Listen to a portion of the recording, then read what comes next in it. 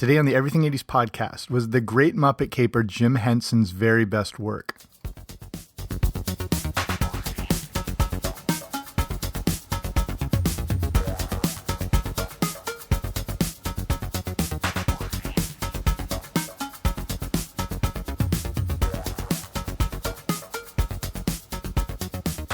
Hey there, what's happening? Welcome back to the Everything 80s podcast. I'm Jamie. Thanks for coming on out.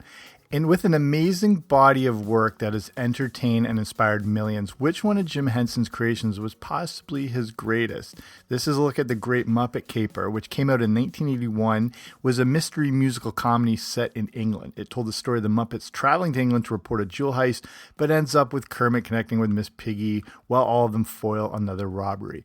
So that's what we're going to be looking at today and why this, I believe, is some of the best stuff Jim Henson ever did. Before we get to that, if you haven't already, subscribe wherever you find your podcasts, Apple Podcasts, iHeartRadio, Spotify, all that good stuff. I should be there. Okay, here we go. So here's my own quick story to start this off. So the Great Muppet Caper was really unique to me because I'm from Canada, but I partly grew up in England, and the Great Muppet Caper was set there. So the first time I ever saw it was in the country it was based, so it seemed really natural to me. This was something I always associated with England, and it was sort of the coming together of two things I loved. And, you know, obviously, I mean, the work that the Jim Henson Company has done is monumental. I mean, from classics like The Muppets Take Manhattan, Labyrinth, The Dark Crystal, Fraggle Rock, Dog City, if we're going really deep here. I've loved, and I'm sure you have, loved everything Jim Henson has put out. Even The Cube, that's the deepest cut ever. You look that up on YouTube if you've never heard of Jim Henson and The Cube. But to me, the Great Muppet Caper was his best work. And this whole show is going to show you why I think that is. But first, here's a quick recap of what's this amazing and possibly very underrated movie, which still should be on Disney Plus if you can't track it down anywhere else. But we'll get to everything surrounding the self-awareness of the movie and the really unique breaking of the fourth wall, which wasn't a thing yet. But the movie starts out by laying the groundwork that this will be a unique viewing experience. And that's part of what makes this such a standout movie. So we see Fozzie, Kermit, and Gonzo in hot air balloons seemingly floating through the opening credits of the movie. This was shot in New Mexico, where they set up the staging with Animal destroying the scene, and then the camera goes through and zooms into a real balloon in the sky in the distance that actually had the Muppets and the performers in it. This takes us to an amazing street musical number that reveals they are reporters working for the Daily Chronicle newspaper. Their boss, played by Jack Warden, cannot believe they missed reporting on a jewel robbery that happened right under their noses. They convince their boss to fly them to London to report on the robbery that had happened to Lady Halliday. They fly ninth class and are jettisoned out of the plane, landing in a small pond, relieved to find out they have made it to England. They look for accommodations that take them to the Happiness Hotel, where every other Muppet in the world seems to be staying at the time. Side note here, there's obviously no continuity between the Muppet movie and the Great Muppet Caper.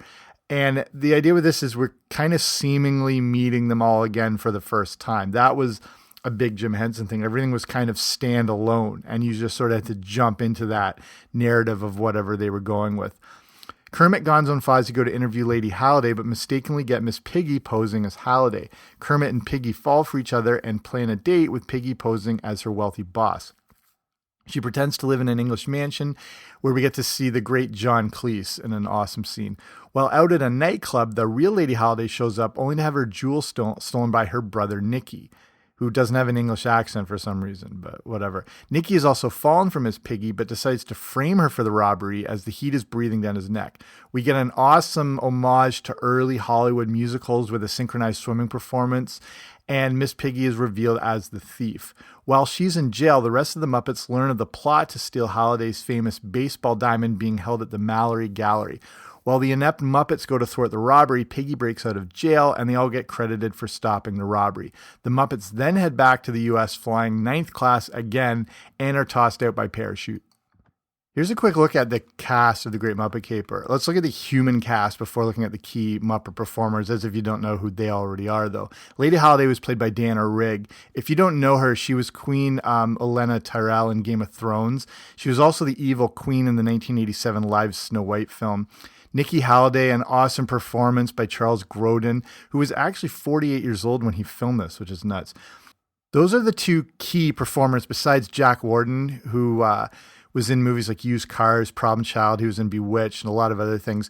And the rest are sort of classic Muppet cameos. But, this is going back to 1981. So, depending on your age, you might not have been familiar with them. But if you were like, an adult growing up at the time, they were very clear, like Peter Falk, Joan Sanderson, Robert Morley. He was the man by the pond. He's a theater veteran in England. He's appeared in over 100 movies. Peter Ustinov, he's the truck driver.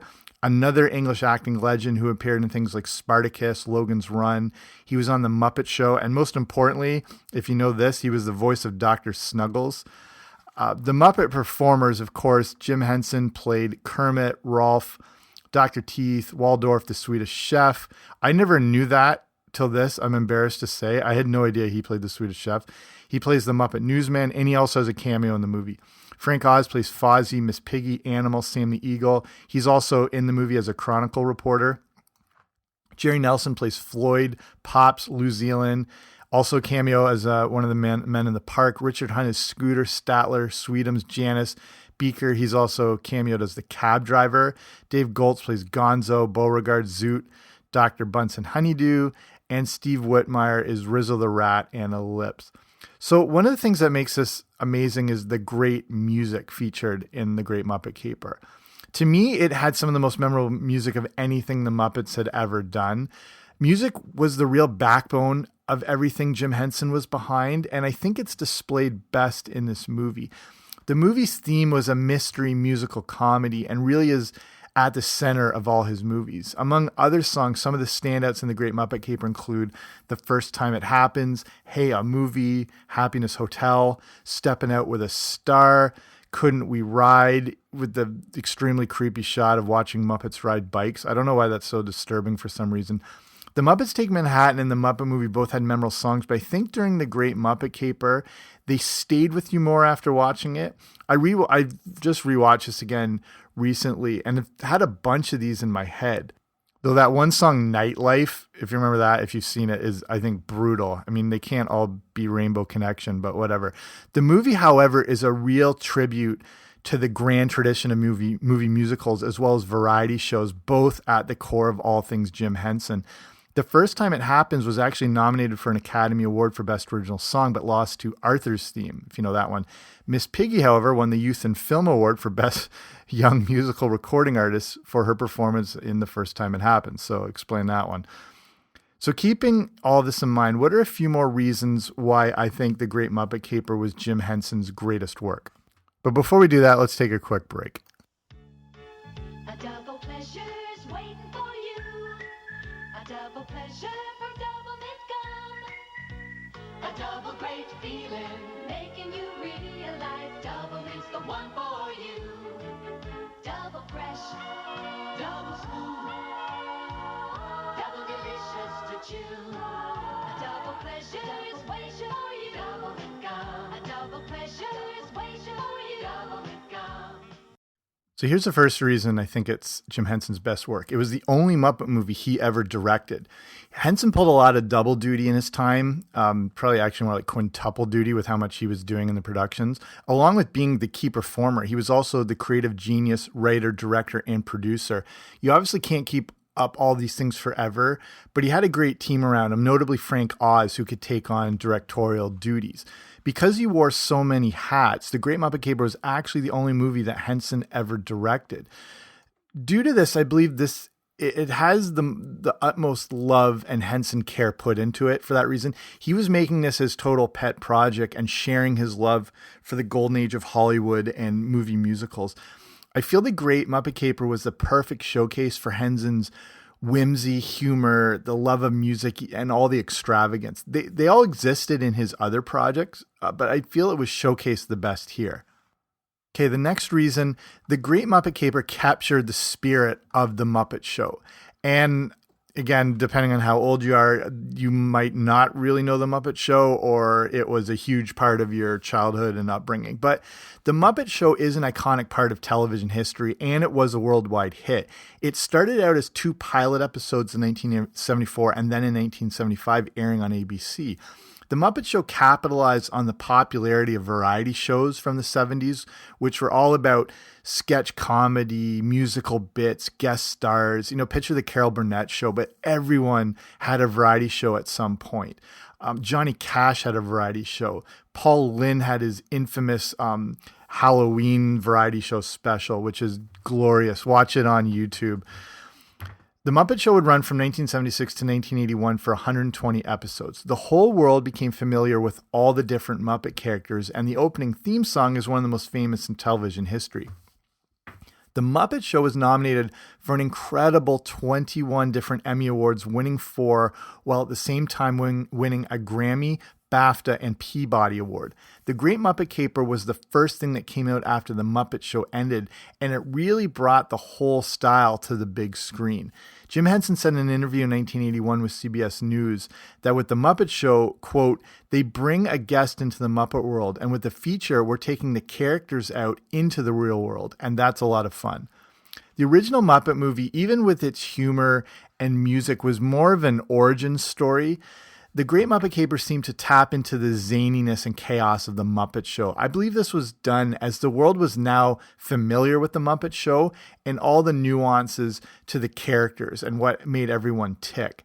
It was like they were able to spread their wings a bit more and make the type of movie more in tune with what we had been watching on TV for the past 5 years. The Muppet Show was big with behind the scenes and seeing how the sausage is made. And I feel this is why they included so much self-reference and breaking of the fourth wall in the Great Muppet Caper. They were being very tongue-in-cheek with the production, showing that they were making a movie while it was happening. Again, that's very Muppet Show-ish. Throughout the movie, they often mock the conventions of most films and let you in on the joke, which you see this a lot today. It's very normal, but very groundbreaking at the time. And sort of side note, the Muppet Show in that backstage style was a big influence on shows like 30 Rock. In 30 Rock, you had even those like mockumentary type shows like The Office kind of borrow from that. In 30 Rock, you had the behind the scenes of what is involved with putting on a weekly variety show. And with 30 Rock, they often had Muppets on the show. There are even similarities between the two shows and the characters. So Liz Lemon is definitely Kermit. Jenna Maroney, definitely Miss Piggy. Kenneth is Scooter. Tracy Morgan is considered Gonzo. Jack is considered Sam the Eagle. So if you're watching 30 Rock back, you can really see that crossover now. Okay, next reason here. The Great Muppet Caper continued that English connection. England, the Muppets, and Jim Henson all go hand in hand. Henson embraced filming in the UK as the Muppet Show was first embraced by the English. When those 2 Muppet Show pilots were developed, ABC actually wasn't going to go forward with them. Henson was then shopping the concept around to the other networks who also weren't interested. It was British producer Lew Grade who thought the idea was great and wanted to co-produce The Muppet Show. I think that's where maybe the character name of Lew Zealand comes from because it's spelled L-E-W. The entire run of the show would be filmed in England at the famous Elstree Studios, also the home of Star Wars. This was pretty remarkable as the concept of filming outside the US, let alone overseas, hadn't really been done before. When the show debuted in England in September 1976, it would start by attracting 14 million viewers. This was instrumental in the success of the Muppets as it was broadcast on ITV along with their other franchises, allowing it to have more worldwide syndication. Just 1 year after it debuted in England, it was being shown in over 100 different countries. Henson would continue to embrace this British connection by not only setting the Great Muppet Caper in England, but filming it there too. He would also return to film The Dark Crystal there and even Labyrinth. If you're not a Dark Crystal fan, this is another time to sort of go back and rewatch some of these classics, which I think is still on Netflix. I'm not sure. Things come and go so quick there. And then also the new Dark Crystal series that came out in 2019, which is so phenomenal. And I think a lot of people miss this thing and didn't appreciate how unbelievable it is. And the fact, like, it looks like this awesome CGI production, but it actually uses very little CGI and has a lot of real effects and real puppets. And so even if you remotely like The Dark Crystal, you need to watch the series. If you've never seen any of these things, go back and watch The Dark Crystal first. And it is a bit of a, as we're talking about this fun, whimsical, musical movie in The Great Muppet Caper, Henson did have this sort of sidetrack with these darker productions, specifically, Labyrinth as well, but The Dark Crystal is too. And there's a lot of violence. There's, again, a lot of darkness in this thing. And he always thought it was important to show both sides of the coin to kids, and that it was okay for kids to be scared from time to time. And they do need to realize that out of the darkness, comes the light, not to get too deep, but that everything isn't always, happy, sunshiny, rainbow sort of thing, which is a big theme of the Muppets in general. But with these other side projects, he was able to go a little deeper in sort of that tradition of, the Grimm's fairy tales and sort of that thing. Also the same stuff, Disney had borrowed over the years with their earlier movies, from Snow White to Sleeping Beauty and all that stuff. Again, it's depending on your viewpoint, you might not agree with it, but then he thought it was, okay, again, for children to experience some of that fear within the production, because that, you can't get to that other side and that happiness without going through that and the turmoil. So, the Dark Crystal was a really kind of, I don't want to say disappointing movie for fans, because a lot of them were going into it thinking they were seeing another Muppet movie, and it wasn't anything close to that. So it got a lot of backlash, but it shouldn't, because it needs to be its standalone thing. Like, Kermit's not going to appear in The Dark Crystal. And as more years go by, you see what artistic achievement this thing is. Labyrinth too, but not on the level of The Dark Crystal. Labyrinth is still brilliant, but both of these are a real departure from everything Muppets. And if I'd forgotten to mention, The Dark Crystal and The Great Muppet Caper were basically filmed back to back at the same time while they were in England. Let's look at a few more Great Muppet Caper fun facts. Diana Rigg, who played Lady Halliday, only really signed on for the movie because her daughter was such a huge fan of the Muppets, and specifically Miss Piggy. And she tells a story of bringing her daughter on the set one day, and her daughter bursting into tears when she saw Miss Piggy. And then turns out her daughter was terrified because the actual puppet of Miss Piggy that they were using at the time was pretty big. She was expecting this short little, like someone the size of her, and that freaked her out. So this is funny here, speaking of Miss Piggy and having the different sizes, because, depending on the shots, there's scenes in Muppet movies where there's human actors in the costumes for far away shots. Picture Miss Piggy roller skating in The Muppets Take Manhattan as an example. So there were several of these Miss Piggy specifically for the swimming pool musical scene. And that one scene alone called for 40 interchangeable Miss Piggy heads with 7 different bodies to be able to coordinate all that. This was brutal for Frank Oz. So they had to make a custom-made heated pool that was 50 by 80 feet on the soundstage. So Frank Oz had to take 3 days of scuba training to be able to work all this together, to, be underwater and to work a puppet. He was underwater for the week, he said. And on top of everything else, the scene called for these special water resistance Miss Piggy puppets. The problem is they all tended to rip very easily. That's why they needed the 40 different heads and the different bodies. I don't know if you like taking away the sort of mystique of things like The Muppet Show, but go and look at any videos or pictures of how the shows are made and the way the puppeteers and the creative team work these whole things, and the way they have to build these like drop stages where they're like 6 feet higher than normal, so the puppeteers can be under them and be able to walk around, and how dangerous it is for the human cast because there's all these like holes and trap doors. Again, it sort of takes away that whole mystique, but the stuff these performers do was nuts. Specifically, if you go back to the original Muppet movie, that opening shot where the helicopter kind of flies through into the swamp and it comes down to Kermit sitting on the log playing Rainbow Connection. Jim Henson is actually underneath. That's a real like pond. He's underneath the water in this little capsule bubble, reaching up through this log to perform Kermit. So he's underneath this whole thing in this little like space pod thing. And it was just amazing the stuff that these people would do to get these shots. Here's a good example of that. In the scene where the Muppets are having to scale that castle sort of thing that they're trying to get into, they're chased by the dogs and they have to get up the drain pipe near the climax of the movie. That was almost impossible for them to film. They had all these different puppeteers controlling all these different puppets, and they had to lift them upwards in rapid succession. They had to make 11 tiny elevators to get it up. So since space was tight, each one had a small wooden platform that was about the size of a dresser drawer. They're actually up there when this is happening. Every Muppet handler involved with the scene had to stand on one of these without bumping into anyone else who was around them. So the smallest malfunction would have sent like several people crashing dozens of feet to the ground. I forgot to mention this at the beginning. This goes a little deep, and you probably didn't notice this, but in the end credits, they list someone named Amy Van Gilder as Muppet Doctor, and there's an actual story here. So, and it has to do with that opening hot air balloon shot. So, you know, we open with them flying in the hot air balloon, then the trio crash lands into the busy street. For Fozzie, or for the puppet of Fozzie, it was a little rough. Part of the scene was filmed on location, like I said, in New Mexico. And at one point, the Fozzie puppet was torched by the propane burner.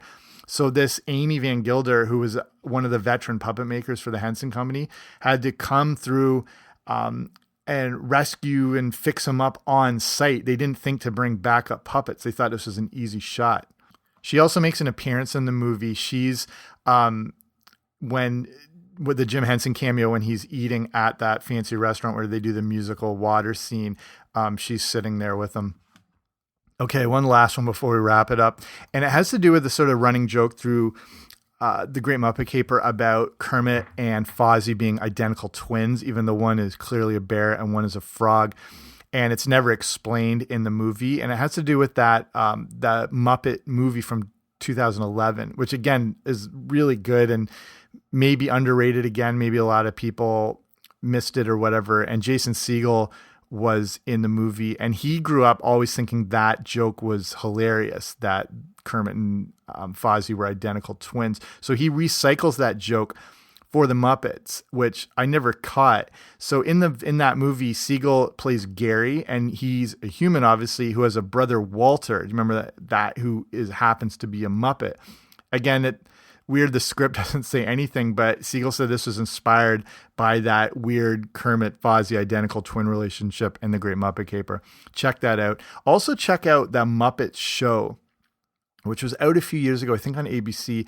I don't even know if it lasted a season, maybe 2 seasons. This thing was so good. Again, people either ignored it, missed it, didn't appreciate it. It does this sort of double self-referential thing again, where it's done in the mockumentary TV style, like The Office, like 30 Rock, where it's, they're talking to the camera, they're following them around. So they're showing the production of how a show works based on The Muppet Show, which was already a show about how a TV show works. It's so good. It's so well written. Again, no one saw it. It's people missed out on this thing. Okay, so that's the rundown on The Great Muppet Caper, one of my favorite things done by Jim Henson, and I believe it's his best work. He took all the aspects that he had poured into the Muppets and he put it into one movie. It's fun, musical, wacky, doesn't take itself too seriously, all the traits that are generally embraced by Henson and the Muppets. I think it's the most fast-paced Muppet movie, pulls you along for the ride and just keeps moving the whole time. After all these years and all the different Jim Henson content, it's the one I always find myself wanting to watch the most. I don't know if you feel that way, but that's why, to me, it's a standout. Okay, we're done. Thanks for listening. Hope you enjoyed this. Hope you remember this movie, or it's motivating to go back and watch it again. But thanks for taking the time to listen to this show. Again, if you haven't already, subscribe wherever you find your podcasts. I should be there. I'll be back soon with a new episode. Don't you dare miss it.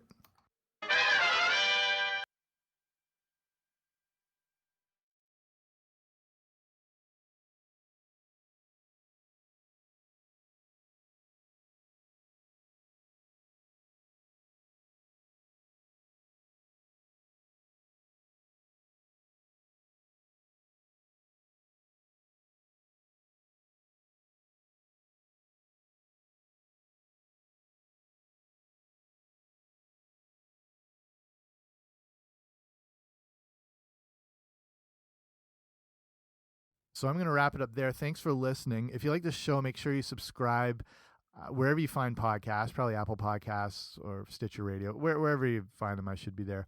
And if you, like I said, if you want to see more detail on this and the pictures and more of the whole written blog format of this, go to everything80spodcast.com/1. It'll be all there. Thank you for listening. I'll talk to you soon.